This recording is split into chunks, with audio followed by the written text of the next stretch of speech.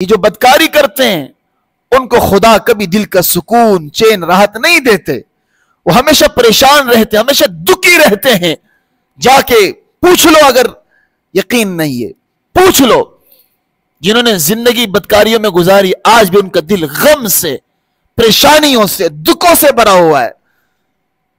اور جو ایک نکاح بھی کر لے اور اس پر صبر کر لے، شکر ادا کر لے، کہ اللہ تعالیٰ نے ایک آیت مبارکہ میں فرمایا وَلَا تَقْرَبُوا الزِّنَا إِنَّهُ كَانَ فَاحِشًا وَسَاءَ سَبِيلًا۔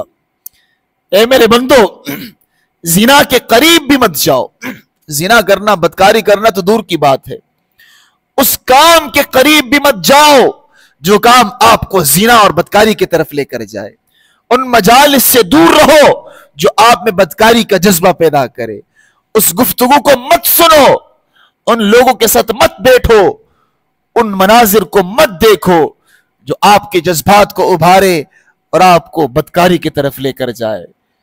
دوستو عزیزو، آج ہمارا معاشرہ آہستہ آہستہ فسق و فجور کی طرف بڑھتا جا رہا ہے۔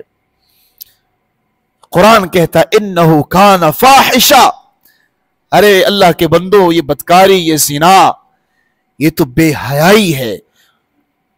با حیا لوگ نکاح کرتے ہیں اور بے حیا لوگ، بے غیرت لوگ وہ زنا کرتے ہیں۔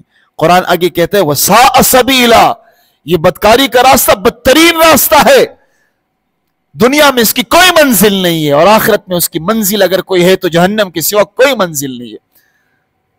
جو لوگ آج منہ کالا کرتے ہیں بدکاری کر کے، یہ سن لے کہ جس راستے کو انہوں نے اختیار کیا ہوا ہے اس کے آخر میں جہنم کے سوا کچھ نہیں ہے۔ اور یاد رکھو